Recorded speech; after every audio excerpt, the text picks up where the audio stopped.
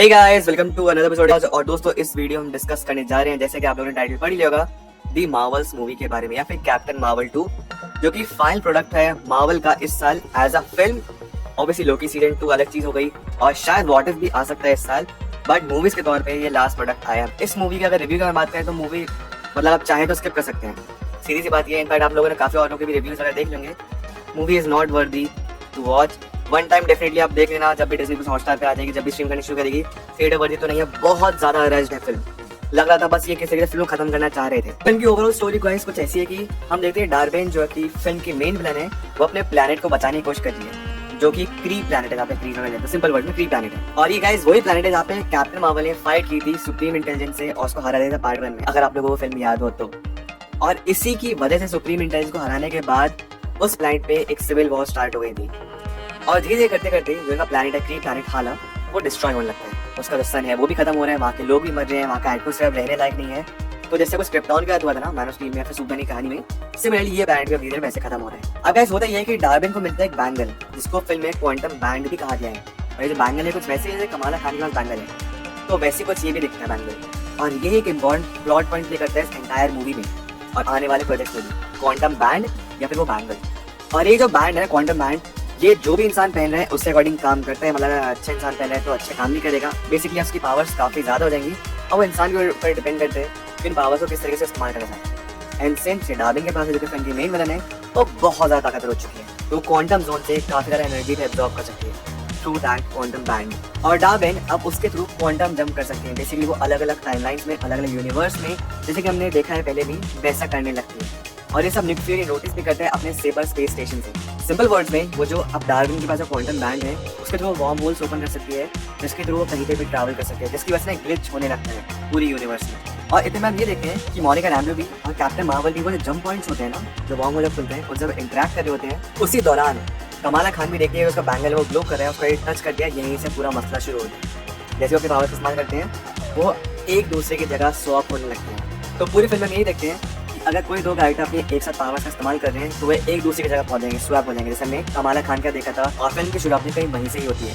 जहाँ पे हम देखते हैं कमाला खान पहुंच गए कहीं और उसकी जगह आ चुकी है बिना से कैप्टन मार्वल। डार्बिन, क्री और जो उसकी पूरी आर्मी है, वो यहाँ पे कैप्टन मार्वल से काफी नफरत करती है, क्योंकि उनका ऐसा मानना है कि कैप्टन मार्वल सुप्रीम इंटेलिजेंस खत्म नहीं करती तो शायद उनका प्लान आज भी जिंदा होता। तो ये रीजन है कि डार्बिन हेट करती है कैप्टन मार्वल को, और जितने भी लोग कैप्टन मार्वल से एसोसिएटेड है उन सबको हेट करती है। और दी अदर हैंड अगर हम डार्बिन की बात करें तो बेसिकली डार्बिन अब ये कर रही है, वो अलग अलग जगह जाके, अलग अलग यूनिवर्स में, अलग अलग प्लैनेट्स में जाके डिफरेंट टाइप ऑफ रिसोर्सेज को कलेक्ट कर रही है, ताकि वो अपने प्लैनेट पे वापस जाए और रिसोर्सेज के थ्रू अपने प्लैनेट को, क्री प्लैनेट को हालात को बचा ले। और इस चीज की वजह से जो प्लैनेट्स ऑलरेडी ठीक है उन पे भी नुकसान हो रहा है। तो जो डार्बिन होती है वो एक जगह से एटमॉस्फेयर लेती है, एक जगह से पानी लेती है और सन लेती है हमारे सोलर सिस्टम से। ऑल्सो डार्बिन ने जहाँ से एटमॉस्फेयर लिया था वो प्लैनेट नाम है टार्नेक्स, और वहाँ पे स्क्रल्स रहते हैं। सन उसने अर्थ से लिया, टार्नेक्स से उसने एटमॉस्फेयर लिया, और आल्डाना नाम के प्लैनेट से उसने पानी लिया। ऑल्सो जहाँ पे स्क्रल्स रहते हैं, ये वो वाले स्क्रल्स नहीं है जो कि अर्थ वाली कम्युनिटी है, ये स्क्रल्स दूसरे हैं। और उनका जो एम्परर है उसका नाम है एम्परर रोज, ये स्क्रल्स का लीडर है। अभी जितने भी प्लैनेट्स में यहाँ पे डार्बिन गई है वो बेसिकली डिस्ट्रॉय हो रहे हैं और वहाँ के लोग भी खत्म हो रहे हैं, बिकॉज जैसे एटमॉस्फेयर चला गया, पानी एंड ऑब्वियसली अपने सोलर सिस्टम से सन। तो यहाँ पे टीम को ये करना है कि उन प्लैनेट्स पे जाके ऑब्वियसली जो डाइंग प्लैनेट्स को प्रोटेक्ट करना है, और इसी के साथ साथ डार्बिन से भी लड़ना है। तो समा वो जो स्क्रल प्लैनेट है उसको तो बचा लेते हैं एंड यहाँ पे वो मदद देते हैं वैल्किरी। और होता ये है कि वैल्किरी बायोफॉर्स का इस्तेमाल करके जितने भी स्क्रल्स, जितने भी एम्परर थे, जितने भी डाइंग प्लैनेट के जितने भी स्क्रल्स, जितने भी लोग थे ना, उनको न्यू एसगार्ड पे टेलीपोर्ट कर देती है। ऑल्सो अगर हम एम्परर की बात करें, जो कि स्क्रल का लीडर है एम्परर, उसका एक पोता भी है ग्रैंडसन, और कॉमिक्स में उसका नाम है टेडी एलमैन और हल्कलिंग। तो बेसिकली अब सिंस स्क्रल्स, एम्परर और उसका पोता अब अर्थ पे आ चुके हैं, तो यहाँ पे भी एक ऑब्वियसली हमको हिंट मिली है कि यंग एवेंजर्स का पार्ट बनने वाला है टेडी एलमैन, हल्कलिंग या फिर एम्परर का ग्रैंडसन। ऑल्सो शायद यहाँ पे हमको फिल्म में हिंट मिलती है कार्ल डेनवर्स और वैल्किरी एक रिलेशनशिप में। अब बात करते गए नेक्स्ट प्लैनेट के बारे में, जो कि एलाइना। अगर आप लोग याद तो थोड़ा बहुत इनको इन्फॉर्मेशन मिली थी कि जो मार्वल्स मूवी होने वाली है वो थोड़ी सी म्यूजिकल होने वाली है। तो जो एलाइना प्लैनेट है ना, ये कम्प्लीटली म्यूजिकल है।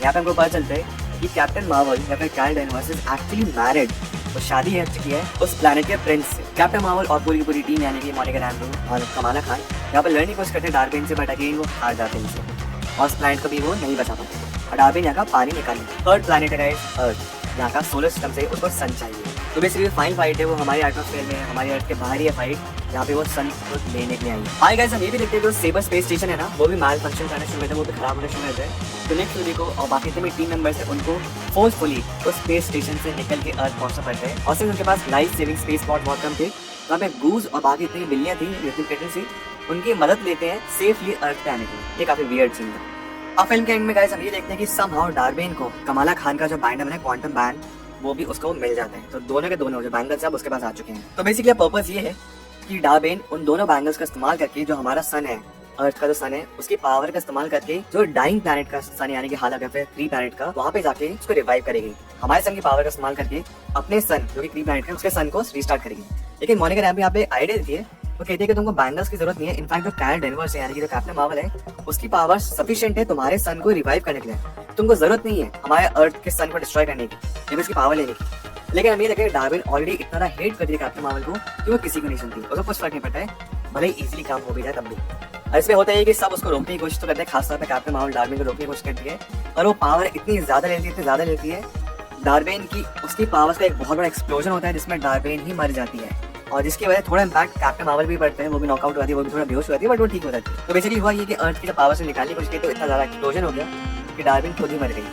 ऑल्सो इसकी वजह से होता है कि स्पेस में एक होल हो जाता है जिसकी वजह से इंकर्जन हो रहा है। और गाइस ये कुछ वैसे इंकर्जन है कि डॉक्टर स्ट्रेंज ने मल्टीवर्स मैडनेस पे डिस्कशन किया था ना, जो भी वर्म होल बोला है ना, या फिर ये जो भी इंकर्जन हो रहा है ना, ये सब कुछ कंटिन्यू किया जाएगा काइंड डायनेस्टी सीक्रेट वॉर्स में। अब इस इंकर्जन को रोकने के लिए कैप्टन मार्वल और कमाला खान अपनी पावर्स इस्तेमाल करते हैं ताकि मोनिका रैम्बो को वो पावर्स दे सके, बिकॉज मोनिका रैम्बो यहाँ पे मैनिपुलेट कर सकती है लाइट को। और ऐसा जब होता है तो एक्चुअली देख सकते हैं मोनिका रैम्बो जैसी कॉमिक्स में दिखती है ना, फोटोन और स्पेक्ट्रम के नाम से, वो कुछ वैसे ही दिखने लगती है।